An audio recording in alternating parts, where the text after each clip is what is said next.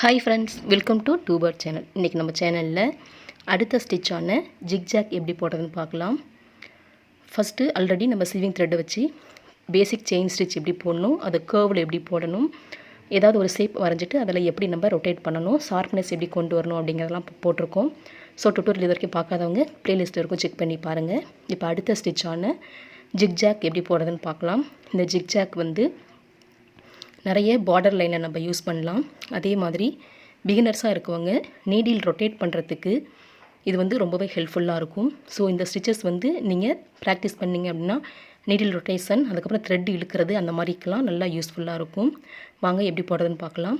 நான் அதுக்காக normal needle எடுத்திருக்கேன். அதே மாதிரி சில்க் த்ரெட் வந்து 2 எடுத்திருக்கேன். இதை நம்ம டபுள் ஸ்டாண்ட்ஸ் வச்சு தான் போட போகிறோம். அதுக்கப்புறம் 3 லைன் வரைஞ்சிருக்கேன். 3 லைனில் செயின் ஸ்டிச் போட்டுட்டு அதுக்கப்புறம் எப்படி zigzag போடணும் அப்படிங்கிறதும் ஒரு லைனில் பார்க்க போகிறோம். அடுத்து செயின் ஸ்டிச் இல்லாமல் நார்மலாக zigzag எப்படி போடணும் அப்படிங்கிறதையும் பார்க்கலாம். ஸோ வீடியோ ஸ்கிப் பண்ணாமல் ஃபுல்லாக பாருங்கள். அப்போ தான் அந்த ஷார்ப்னஸ் எப்படி கொண்டு வரோம், எப்படி zigzag போடணும் அப்படிங்கிறத ஃபுல்லாக கிளியராக புரியும். இது வரைக்கும் சப்ஸ்கிரைப் பண்ணலன்னா சப்ஸ்கிரைப் பண்ணிட்டு பெல் சிம்பிளை கிளிக் பண்ணிக்கோங்க. ஃபஸ்ட் நம்ம எப்பயும் போடுற மாதிரி ஸ்டார்டிங்கில் பேக் செயின் போட்டுட்டு ஸ்டார்ட் பண்ணிக்கலாம். பேக் செயின் போட்டோன்னா தான் நம்மளுக்கு ஸ்டிச்சஸ் வந்து பிரிஞ்சு வராமல் இருக்கும். ஸோ எந்த ஸ்டிச்சஸ் போட்டாலும் பேக் செயின் வந்து கம்பல்சரி போடணும். போட்டு அந்த லைனுக்கு மேல் லைன் போட்டிருக்கோம் பாருங்கள். நான் சென்டர் லைனில் தான் எடுத்திருக்கேன். சென்டர் லைனில் இருந்து தான் நம்ம மேல் வாக்கில் கொண்டு போகணும். மேலே இருக்க லைனில் ஒரு ஸ்டிச் போட்டுட்டு ஒரு லூப் எடுத்துகிட்டு அதை குட்டியாக லாக் பண்ணுற மாதிரி நம்ம போடணும். அப்படியே கொண்டு வந்தோம் அப்படின்னா அந்த லைன் வந்து அந்த ஸ்டிச்சஸ் நம்ம போட்ட ஸ்டிச்சஸ் வந்து பாதியில் எடுத்துகிட்டு வர மாதிரி இருக்கும். ஸோ அதை கவர் ஆகிற மாதிரி குட்டி செயின் நம்ம ஒன்று போடணும். அப்போ தான் அது வந்து ஸ்டிஃபாக நிற்கும். ஸோ ஒரு லூப் எடுத்து மேலே வரணும் கொண்டு போயிட்டு அதை லாக் பண்ணுற மாதிரி குட்டி லாக் போட்டு கீழே கொண்டு வந்து அதுவும் கவர் பண்ணுற மாதிரி ஒரு குட்டி லாக் போடுவோம். ஸோ இதுதான் ப்ராசஸ் நம்மளுக்கு. இது நம்மளுக்கு அப்படியே இசட் மாதிரி எம் சைஸுக்கு போகும். அதுதான் zigzag. ரைட் அண்ட் லெஃப்ட்டு மேலேயும் கீழே நம்ம கொண்டு வந்து போடுவோம். நல்லா பாருங்கள்.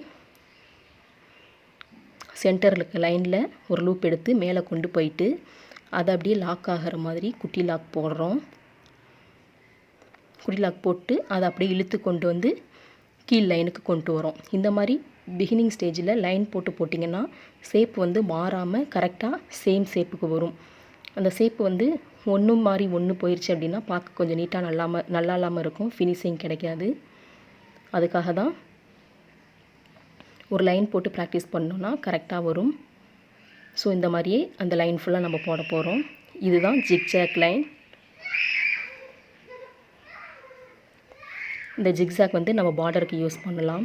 லெக் லைனில் சிம்பிளாக ஒரு நெக் லைன் போடணும் அப்படின்னா ஃபஸ்ட்டு செயின் ஸ்டிச் போட்டுட்டு 2 line chain stitch zari and thread வச்சு போட்டுட்டு அதுக்கப்புறம் இது பார்டர் மாதிரி போட்டோம் அப்படின்னா ரொம்பவே நல்லாயிருக்கும் டிஃப்ரெண்ட்டாக.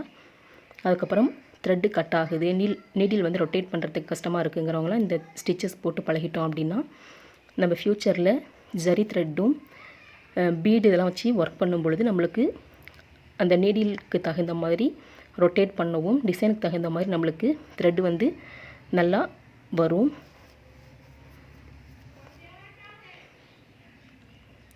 ஸோ இந்த மாதிரி நம்ம ஃபுல்லாக அந்த லைன் ஃபுல்லாக போட்டுக்கலாம்.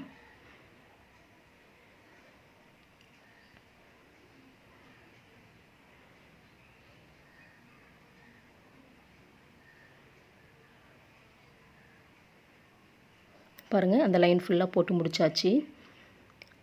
போட்டு லாஸ்ட்டில் எண்டு நாட் போட்டு முடிச்சிட்டேன். அடுத்து லைனில் இருக்கிறதுல செயின் வித் zigzag எப்படி போடுறதுன்னு பார்க்கலாம். நம்ம மேலே போடுறது வந்து செயின் போடாமல் நார்மலாக zigzag மட்டும் போட்டோம். இப்போ வந்து செயின் வித் zigzag போட போகிறோம். அதுக்காக பிங்க் கலர் த்ரெட் எடுத்திருக்கேன். பிங்க் கலர் வச்சு நம்ம பேஸ் செயின் ஸ்டிச் போட்டுக்கலாம். அதுக்கப்புறம் ப்ளூ கலர் எடுத்திருக்கேன். அந்த zigzag போடுறதுக்கு நம்மளுக்கு கலர் டிஃப்ரென்ஷியேட் தெரியணும் அப்படிங்கிறதுக்காக 2 கலர் நான் யூஸ் பண்ணுறேன். ஃபஸ்ட்டு பிங்க் கலர் வச்சு நம்ம நார்மலாக எப்பயும் போடுற மாதிரி அந்த லைன் ஃபுல்லாக செயின் ஸ்டிச் போட்டுக்கலாம். பேக் ஸ்டிச் போட்டு சின்ன சின்ன லூப்பாக நம்ம செயின் ஸ்டிச் போட்டுக்கலாம்.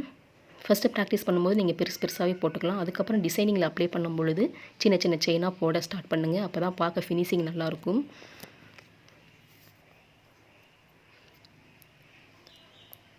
அந்த லைனை ஒட்டியே நார்மலாக நம்ம எப்பயும் போடுற மாதிரி செயின் ஸ்டிச் போட்டுகிட்டே வரணும்.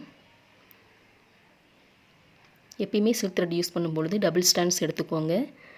டபுளில் போட்டால் தான் நம்மளுக்கு பார்க்க நல்லா நீட்டாக இருக்கும். சிங்கிளில் போட்டோம் அப்படின்னா ஃபினிஷிங் நல்லா வராது, பார்க்கவும் நல்லா இருக்காது. இந்த செயின் ஸ்டிச் எப்படி போடணும் அப்படின்னு பார்க்காதவங்க, இது வரைக்கும் இப்போ தான் ஃபஸ்ட் டைம் இந்த வீடியோ பார்க்குறீங்க அப்படின்னா நம்ம டுட்டோரியலில் செக் பண்ணி பாருங்கள். 3-4 ஸ்டிச்சு பக்கம் போயிருக்கு. ஸோ அதை செக் பண்ணிங்கன்னா ஓரளவு உங்களுக்கு ஐடியா கிடைக்கும். இப்போது லைன் ஃபுல்லாக நான் செயின் ஸ்டிச் போட்டுட்டேன். இப்போ அதுக்கு மேலே எப்படி நம்ம ஜிக்ஸாக் போடணும் அப்படிங்கிறத பார்க்கலாம். நான் அதுக்காக ப்ளூ கலர் த்ரெட்டு 2 எடுத்துருக்கேன், டபுள் ஸ்டாண்ட்ஸாக. எப்பயும் போல் நம்ம பேக் செயின் ஸ்டார்ட் பண்ணிவிட்டு ஜிக்ஸாக் போட ஆரம்பிச்சிடலாம். மேலே போட்ட மாதிரியே தான். மேலே போட்டது வந்து நம்ம நடுவில் செயின் ஸ்டிச் போடாமல் நம்ம போட்டோம். ஸோ அதுக்காக அது க்ரிப்புக்காக நம்ம மேலே ஒரு லாக் போட்டோம், குட்டி லாக். இது வந்து போடும்பொழுது நம்ம குட்டி குட்டியாக தான் போட போகிறோம். ஸோ அதனால் நம்மளுக்கு அந்த செயின் வந்து இழுத்துட்டு வராது கீழே வரலும். அதுக்காக நம்ம எந்த ஒரு லாக்குமே இல்லாமல் போடுறோம். இது கேர்ஃபுல்லாக பார்த்தீங்க அப்படின்னா உங்களுக்கு நல்லாவே கிளியராக புரியும். மேலே போடும்பொழுது நான் குட்டி லாக் போட்டேன். ஏன் அப்படின்னா அது வந்து பெரிய பெரிய ஸ்டிச்சஸாக இருக்கிறதுனால நம்ம கீழே இழுக்கும் பொழுது மேல் ஸ்டிச்சஸும் நம்மளுக்கு கீழே கலண்டு வரும். இது வந்து நடுவில் நம்ம செயின் போட்டிருக்கனால அதே ஒரு க்ரிப்பாக நம்மளுக்கு கிடச்சிரும். ஸோ அதுக்கு மேலே தான் நம்ம போடுறோம். அதனால் நம்மளுக்கு எந்த ஒரு லாக்கு போடணும் அப்படிங்கிற அவசியம் இல்லை. குட்டி குட்டியாகவும் போடுறோம், பெரிய ஸ்டிச்சஸ் இல்லாமல் குட்டி குட்டியாக போடுறோம். ஸோ அதுக்காக தான் நான் சொன்னேன், இந்த மாதிரி குட்டியாக போடும்பொழுது தான் பார்க்க நீட்டாக இருக்கும், நம்மளுக்கு அந்த செயினும் கலண்டுட்டு வராது. அதுக்காக நம்ம இதுக்கு வந்து குட்டி லாக் போடாமல் அப்படியே கண்டினியூ பண்ணிகிட்ருக்கோம். Left right up and down அந்த மாதிரி ஒரே சேம் லெவலில் ஸ்டிச்சஸ் எடுத்து கொண்டு போயிட்டுருக்கோம். பட்டன் ஹோல் ஸ்டிச், இது வந்து பட்டன் ஹோல் ஸ்டிச்சுன்னு சொல்லுவாங்க. இன்னொரு டைப்பு அது வந்து இன்னும் நம்ம டுட்டோரியலில் வரும். ஸோ அது போடும்பொழுது இன்னும் கிளியராக புரியும்.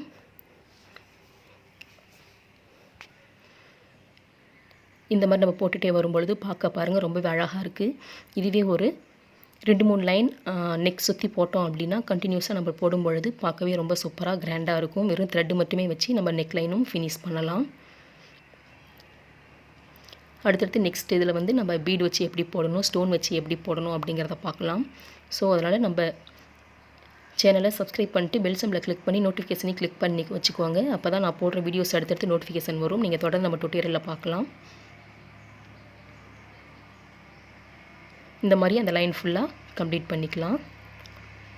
எந்த அளவுக்கு நம்ம ப்ராக்டிஸ் பண்ணுறோமோ அப்போ தான் நம்மளுக்கு நிறைய ஐடியாஸ் கிடைக்கும். அதிலிருந்து நம்ம நிறைய லேர்ன் பண்ணிக்க முடியும்.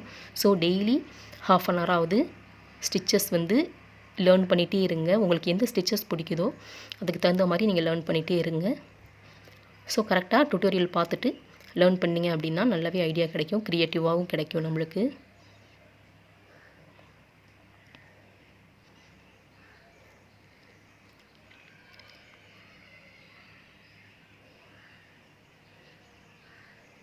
பாருங்கள், இப்போ நான் ஃபுல்லாக போட்டு முடிச்சிட்டேன். பார்க்குறதுக்கு எவ்வளோ அழகாக நல்லாயிருக்கு. டபுள் கலர் யூஸ் பண்ணி போட்டிருக்கிறதுனால நம்மளுக்கு பார்க்குறதுக்கு கீழே பிங்க் கலரும் மேலே ப்ளூ கலரும் இது ஒரு டிசைன் மாதிரி நம்மளுக்கு எக்ஸ்போஸ் ஆகும். ஓகே ஃப்ரெண்ட்ஸ், இவ்வளோ தான் ஜிக் ஜாக். இந்த வீடியோ பிடிச்சிருக்கோம் அப்படின்னு நினைக்கிறேன். பிடிச்சிருந்தால் லைக் பண்ணி ஷேர் பண்ணி சப்ஸ்கிரைப் பண்ணிட்டு பெல் சிம்பலை கிளிக் பண்ணிக்கோங்க. நீங்களும் ப்ராக்டிஸ் பண்ணி பாருங்கள். எப்படி இருந்தது அப்படின்ட்டு கமெண்ட்டில் சொல்லுங்கள். தேங்க்யூ.